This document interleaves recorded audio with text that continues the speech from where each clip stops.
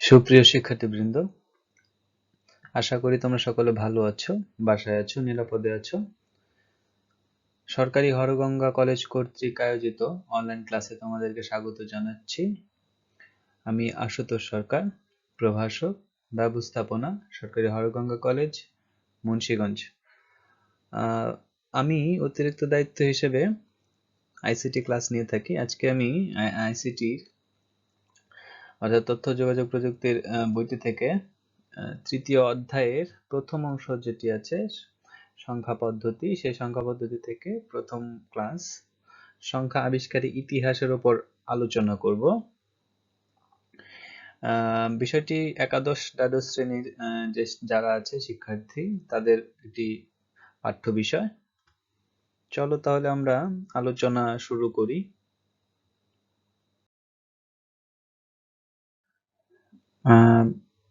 প্রথম দিকে মানুষের কোনো কিছু গণনা করার চেষ্টা থেকেই আসলে সংখ্যার জন্ম হয়েছে। কেননা সভ্যতার শুরুতে সংখ্যা দিয়ে গণনার বিষয়টি বা সংখ্যা পদ্ধতি এতটা উন্নত মানের ছিল না। প্রথম দিকে মানুষ গণনা কার্য করার জন্য হাতের আঙুল ব্যবহার করত, এরপরে কাঠি, নুড়ি পাথর, রাশিতে মানে রশিতে গিরা বা গিট্টু যেটা বলি আমরা, গিট্টু দিয়ে বা মাটিতে বা দেয়ালের দাগ কেটে গণনা কার্য করে থাকতো। এজন্য বিভিন্ন ধরনের সাংকেতিক বর্ণ ও সংখ্যা ব্যবহার করতে হতো। কিন্তু আসলে সভ্যতার শুরুতে মানুষের এই বড় বড় সংখ্যা ব্যবহারে তেমন বেশি প্রয়োজনীয়তা ছিল না, কেননা তাদের চাহিদা কম ছিল। মানুষ শিকার করত, মানে শিকার করতো আর ধরে এনে খেয়ে ফেলতো। ঠিক আছে, দেখা যাচ্ছে একটা মানুষের পরিবারের সদস্য ছিল 4-5 জন বা 10 জন মিলে থাকতো, তারা 10টা শিকার করে খেয়ে ফেলতো। তাদের ওই অত বেশি গণনার দরকার ছিল না তো প্রথম দিকে। কিন্তু যখন আস্তে আস্তে মানুষ সভ্যতার একটু উন্নত হলো, যখন কৃষিকাজ বা পশুপালনে তাদের অগ্রগামী বা উন্নতি লাভ করলো, অগ্রগতি হলো, তখন আসলে মানুষের বড় বড় সংখ্যা ব্যবহারের প্রয়োজনীয়তা দেখা দিল। কেননা কৃষিকাজের ফলে তখন তারা কিন্তু প্রচুর পরিমাণে শস্য উৎপাদন করতে পারতো, এগুলো গণনা করার দরকার পড়তো। বা এই যে পশুপালন করলে কি অনেক অনেক জন্ম বৃদ্ধির কারণে মানে জন্মের কারণে পশু অনেক বৃদ্ধি পেত, ফলে সেগুলো সংরক্ষণ করা বা গণনা করার দরকার পড়তো। যে এখন তো না হয় মনে করো 10টা গরু ছিল, সে পরের বছরে 20টা হয়ে গেছে, পরের বছরে 80টা, মানে এরকম ভাবে বাড়তে থাকতো, অনেক বাড়তো। ফলে তাদের গণনা করার দরকার পড়তো বড় সংখ্যার।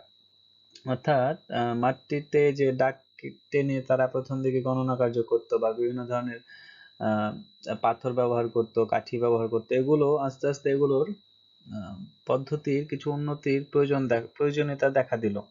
অর্থাৎ সেই আদিম যে কার্য ছিল সেই বা উপায় ছিল, পদ্ধতি ছিল, সেটা ব্যবহার করে কিন্তু আর পরবর্তীতে দেখা গেল যে কাজ হচ্ছে না ওইরকম ভাবে, বড় সংখ্যার প্রয়োজনীয়তা দেখা পড়ছে। আমরা যেমন দেখতে পাচ্ছি প্রথম দিকে মানুষ দুই হাতে 10টা আঙ্গুল ব্যবহার করে গণনা কার্য করতো, কিন্তু আমরা যদি এখন 500টা গরু হচ্ছে কারো, সে 500টা কিভাবে এই 10 আঙ্গুলে কাউন্ট করবে, গণনা করা সম্ভব হতো না। ফলে বড় সংখ্যা ব্যবহারের প্রয়োজনীয়তা দেখা দিল। ফলে কি হলো দেখো, খ্রিস্টপূর্ব 4000 বছর আগে সুমেরীয় ও সমসাময়িক অন্যান্য সভ্যতার মানুষ মাটিতে দাগ টেনেই অনেক বড় বড় সংখ্যা হিসাব করার জন্য যে পদ্ধতি ব্যবহার করা হতো তাকে বলা হয় ট্যালি। অর্থাৎ পাশাপাশি লম্বালম্বি ভাবে দাগ টেনে তারা সংখ্যার হিসাব করত। আর এই হিসাব করার পদ্ধতি হচ্ছে এক এক বোঝানোর জন্য একটা দাগ, 2 বোঝানোর জন্য 2টা দাগ, 3 বোঝানোর জন্য 3টা লম্বালম্বি দাগ, 4 বোঝানোর জন্য 4টা, কিন্তু 5 বোঝানোর জন্য দেখো, 5 বোঝানোর জন্য হচ্ছে 4টা লম্বালম্বি দাগ, পাশাপাশি হচ্ছে একটা আড়াআড়ি দাগ দিতে হতো। এভাবে 5টা করে একটা করে সেট হতো। দেখো 10-এর জন্য 2টা 5 5 5 5-এর যে সেটটা ছিল, একটা করে সেট মিলে 10-এর ক্ষেত্রে 2টা সেটে 5 5 10।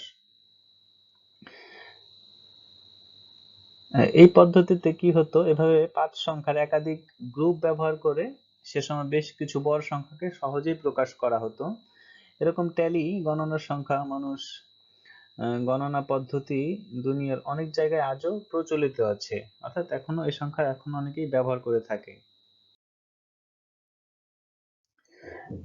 কিন্তু পরবর্তীতে আসলে দেখা গেল যে অনেক বড় সংখ্যা প্রকাশের ক্ষেত্রে এই ট্যালি খুব বেশি কার্যকর ভূমিকা পালন করতে পারছে না, অর্থাৎ ট্যালি দিয়েও অনেক বেশি বড় সংখ্যা প্রকাশ করতে পারছে না। এর ফলে খ্রিস্টপূর্ব 3400 সালে মিশরীয়রা কি করতো, হায়ারোগ্লিফিক্স চিহ্ন বা সংখ্যা পদ্ধতি ব্যবহারের মাধ্যমে সর্বপ্রথম গণনার কাজে লিখিত সংখ্যা বা চিহ্নের প্রচলন শুরু করে।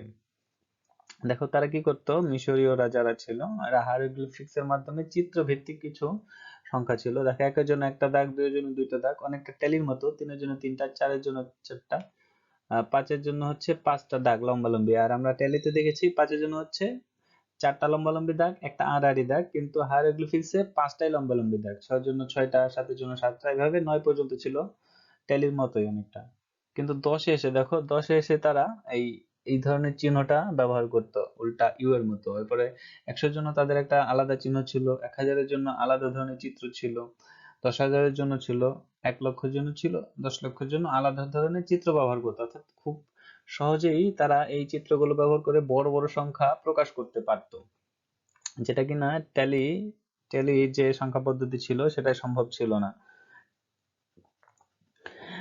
মিশরীয়দের এই গণনা পদ্ধতি আপাতদৃষ্টিতে একটু কঠিন মনে হলেও ওই সময়টাতে আসলে সমসাময়িক কালে অনেক বড় বড় সংখ্যাকে এই বড় সংখ্যাকে সহজে প্রকাশ করা যেত বা সম্ভব হতো আসলে এই চিত্রের মাধ্যমে। যদিও এটা এখন আর খুব বেশি কার্যকর না, এটা খুব বেশি দেখা যায় না এখন।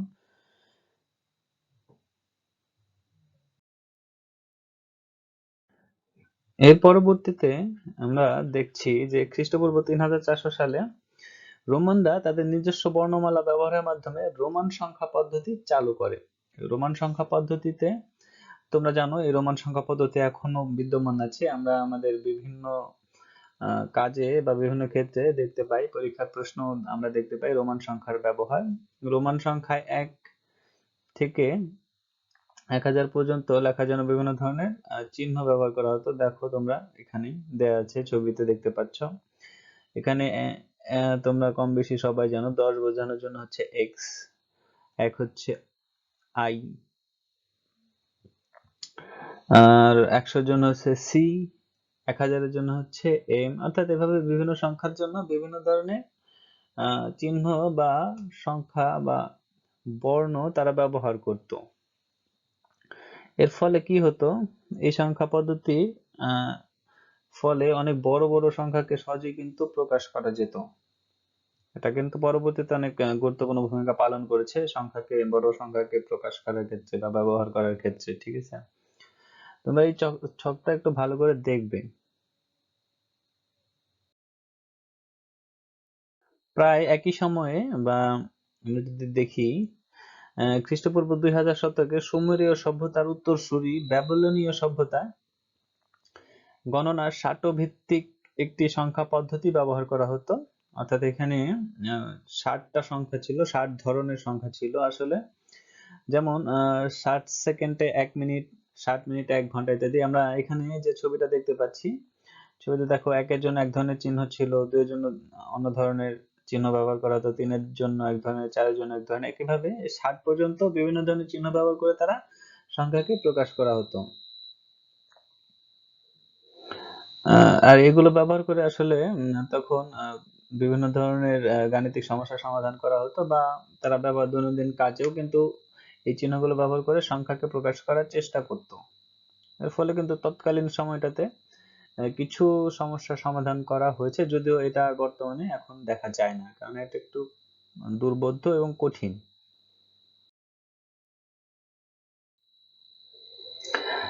এখন আমরা আলোচনা করব হচ্ছে শূন্য আবিষ্কারের ইতিহাস। আসলে প্রথম দিকে যে আমরা এতগুলো সভ্যতা দেখলাম, ট্যালি, তারপরে হচ্ছে মিশরীয় সভ্যতা, ব্যাবিলনীয় সভ্যতা, যে সভ্যতাগুলো দেখলাম, মেয়ান সভ্যতা বা পদ্ধতি, এইসব পদ্ধতিগুলোতে শূন্য ওইরকম ভাবে সংখ্যা হিসেবে ব্যবহার করা হতো না, কারণ ওই সময় মিশরীয় সভ্যতা বা অন্যান্য সভ্যতাগুলোতে শূন্যকে তারা অশুভ হিসেবে বিবেচনা করত। শূন্যের ধারণাটা কিন্তু তখন থেকে ছিল, কিন্তু তারা তখন শূন্যকে সংখ্যা হিসেবে কখনোই ব্যবহার করেনি। আর শূন্য ব্যবহার না করার কারণে কিন্তু সংখ্যাকে আরো বড় করে প্রকাশ করা তখন সম্ভব হয়নি। আর শূন্য ব্যবহার না করার কারণ যেটা বললাম, মিশরীয় সভ্যতায় মনে করা হতো শূন্য হচ্ছে অপয়া সংখ্যা, বা এটা আসলে অশুভ তাদের জন্য। প্রথম ভারতীয় আর্যভট্ট তার রচনায় শূন্যের ধারণা কাজে লাগিয়েছিলেন। তবে তিনি এর জন্য কোনো প্রতীক হিসেবে উল্লেখ করেনি, অর্থাৎ আর্যভট্ট শুধুমাত্র শূন্যের ধারণা করেছিলেন, তিনি শূন্যকে সংখ্যা হিসেবে প্রকাশ করেননি বা ব্যবহার করেননি। সপ্তম শতকে সংখ্যা হিসেবে শূন্যকে প্রতিষ্ঠিত করার কাজে নেতৃত্ব দেন ভারতীয় গণিত ও জ্যোতির্বিদ ব্রহ্মগুপ্ত। তাহলে আমরা বলতে পারি ভারতীয় গণিতবিদ বা জ্যোতির্বিদ দুটোই আসলে উনি ব্রহ্মগুপ্ত নামে যিনি ব্যক্তি ছিলেন, তিনি সপ্তম শতকে শূন্যকে সংখ্যা হিসেবে প্রতিষ্ঠিত করার কাজে নেতৃত্ব দিয়েছিলেন। তিনি এটাকে শূন্যকে সংখ্যা হিসেবে ব্যবহার করেছিলেন প্রথম। তিনি তার ব্রহ্মস্ফুট সিদ্ধান্ত নামক বইতে ব্রহ্মগুপ্ত মানে শূন্যের নানা নিয়ম কানুন তুলে ধরেছিলেন। 1825 সালে আল খাওয়ারিজমি তার প্রণীত বইয়ে শূন্যের ব্যবহার ব্যাখ্যা করেন, অর্থাৎ ভারতীয়দের এই শূন্যের ব্যবহার দেখার পরে আরবীয়রা, আরবের গণিতবিদ যারা ছিলেন তারা শূন্যের ব্যবহার বা প্রয়োগ শুরু করেন। পরবর্তীতে ইউরোপে এই শূন্যের ব্যবহার ও প্রয়োগ ছড়িয়ে যায়। এখন আমরা আলোচনা করব হচ্ছে দশভিত্তিক সংখ্যা পদ্ধতি, অর্থাৎ 10 বেজ নাম্বার সিস্টেম। আমরা যে স্থানীয় মান জেনে থাকি এখন যে কোনো সংখ্যার, সেটা আসলে দশভিত্তিক সংখ্যা পদ্ধতি থেকে এসেছে। খ্রিস্টপূর্ব 400 সালের দিকে ভারতবর্ষে দশভিত্তিক সংখ্যার প্রচলন হয়। খ্রিস্টপূর্ব 498 সালে প্রাচীন ভারতীয় যে গণিতবিদ আর্যভট্ট ছিলেন, উনি তার রচিত একটি সংস্কৃত কাব্যে এরূপ পদ্ধতি ব্যবহারের নির্দেশনা দিয়েছেন বা পাওয়া যায়। এই কাব্যে আর্যভট্ট লিখেছেন স্থানম স্থানম 10 গুণম, অর্থাৎ স্থান হতে স্থান 10 গুণ। এই পদ্ধতিতে 110 সংখ্যাটির মান হবে। দেখো 110 এর সবচেয়ে ডান পাশের সংখ্যা হচ্ছে 0, এরপরে বাম পাশেটা হচ্ছে 1, এরপরে বাম পাশে হচ্ছে আরেকটাই। তাহলে প্রথম যে 0 আছে এটাকে আমরা তো যদি গুণ করি 1 দিয়ে গুণ করলে হবে 0, 0 সাথে কোনো কিছু গুণ করলে 0 হয়। এরপরে যে 1 আছে এটাকে যদি আমরা 10 গুণ করি হবে 10। এরপরে যে 1 আছে এটার সাথে আমরা গুণ করতে হবে 100, অর্থাৎ এই যে স্থান থেকে স্থান 10 গুণ, 10 এর 10 গুণ কত? আগের যে দ্বিতীয় সংখ্যাটা ছিল, দ্বিতীয় অঙ্কটা কত? 1 মাঝখানে। দ্বিতীয় অঙ্ক মানে হচ্ছে 110 এর দ্বিতীয় অঙ্ক কোনটা? 1 মাঝখানেরটা। এটা হচ্ছে 10 দিয়ে আমরা গুণ করেছি, তাহলে 10 এর 10 গুণ হবে 100, অর্থাৎ তৃতীয় যে অর্থাৎ সর্বশেষ বাম পাশে যে সংখ্যা আছে 1, এটাকে আমরা গুণ করতে হবে 100 দিয়ে। এরপরে যদি আরেকটা সংখ্যা থাকতো বাম পাশে, সেটাকে আমরা গুণ করতাম হচ্ছে 1000 দিয়ে। এরপর যদি বাম পাশে আরেকটা সংখ্যা থাকতো আমরা গুণ করতাম 10,000 দিয়ে। এরপরে সবকিছু যোগ করলে কিন্তু ওই সংখ্যাটা পাওয়া যাচ্ছে। আর তোমরা নিচে একটা ছবি দেখতে পাচ্ছ, এখানে 55,555 এর স্থানীয় মান দেয়া আছে, ঠিক আছে? ওই দশভিত্তিক বিষয়টাই আসলে চলে আসছে।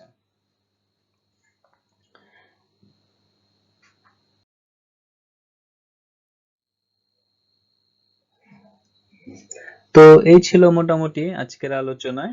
আগামী ক্লাসে আমি আলোচনা করব সংখ্যা পদ্ধতি নিয়ে, অর্থাৎ সংখ্যা পদ্ধতি কি, সংখ্যা পদ্ধতির প্রকারভেদ, এবং আরেকটা বিষয় আলোচনা করব সেটা হচ্ছে সংখ্যা আর অঙ্কের মধ্যে পার্থক্য কি। সংখ্যা আর অঙ্কের মধ্যে ছোট একটা পার্থক্য আছে, সেটা আমি বলে দেব আগামী ক্লাসে।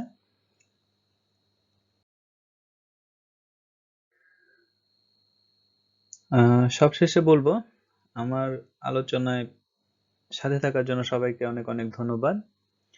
আর হচ্ছে সবাই বাসায় থাকবে, যেহেতু আমরা এখন ক্লাসরুমে ক্লাসটা নিতে পারছি না, তোমরা তথ্য প্রযুক্তির ব্যবহার করে অর্থাৎ বাস্তবিক প্রয়োগ করে অনলাইন ক্লাসগুলো করবে নিয়মিত। আমাদের কলেজের যে ফেসবুক পেজ আছে সেখানে আপলোড করা হয়। আর তোমাদের যদি কোনো ধরনের জানার থাকে, বুঝতে সমস্যা হয় বা কোনো পরামর্শ থাকলে সেটাও তোমরা আমাদেরকে মন্তব্য করে জানাতে পারো। Will appreciate that. সবশেষে বলবো, সবাই ভালো থাকো, সবার জন্য অনেক অনেক শুভকামনা। ধন্যবাদ সবাইকে।